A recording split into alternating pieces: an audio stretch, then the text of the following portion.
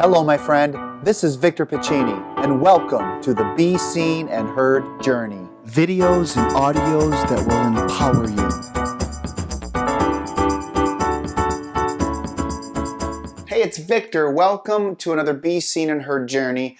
Thank you for being with me today. Today's topic I'm extremely passionate about. It's all on the importance of code words.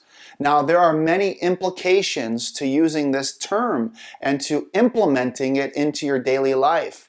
Now, let me explain what it is. A code word is either words or gestures that can be used to really communicate that maybe you're in a dangerous situation and that you need to get out of it without drawing too much attention to that environment. Let me give you a couple of examples of where code words could have worked and been very effective and where they currently are working. I was at a school in California last year and I was surrounded by hundreds of students, and I remember the gym being kind of dark and I had just finished my presentation.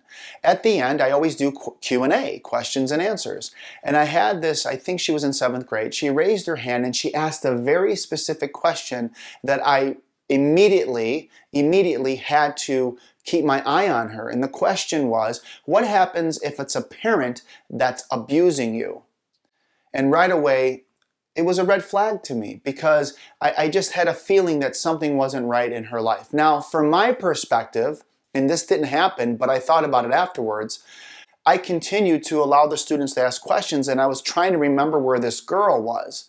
Well, the problem with that is at the end of the program, she might have gotten up and walked away and I never would have seen her again. That's where a code word for me could have come in handy. I could have said something and I could have set that up with the staff prior to me doing the presentation so that maybe when I said whatever the word was, a social worker or counselor could have come up by me and just stood there.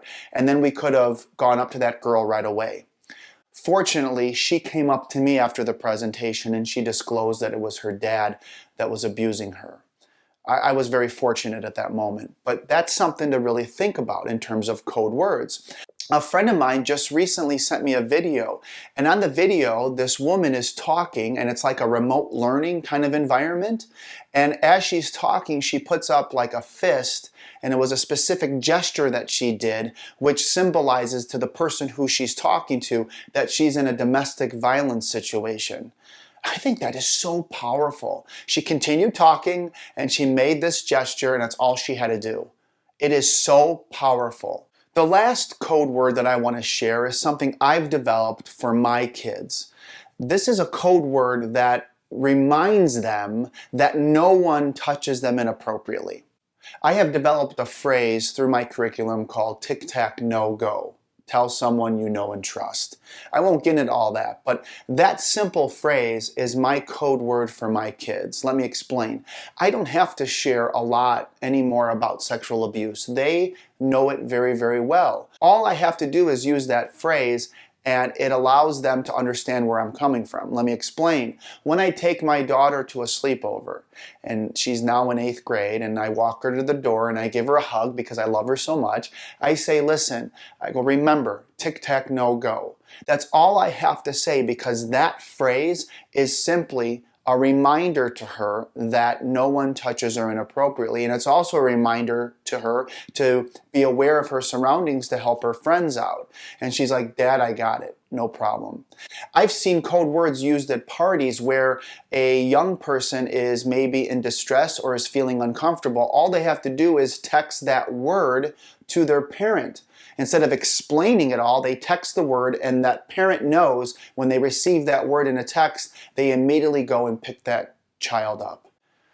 These are so simple, but they are so powerful. I absolutely love them, and I'm going to be incorporating them more into my presentations moving forward. So, I want to say thank you for taking the time to watch this. Please read Deanna's blog, go subscribe to our podcast, and share our videos with everyone in your life. Thank you so much, and remember, every child deserves to be seen and heard. Have a great day. Hey, my friend, I hope you enjoyed this episode of the Be Seen and Heard Journey. If you'd like to follow me, please go to youtube.com/Victor Pacini or Instagram.com/Childhood Victories, or head over to Facebook.com/Childhood Victories, or visit my website, victorpacini.com. Please share this with your friends and family, and until next time, be seen and heard.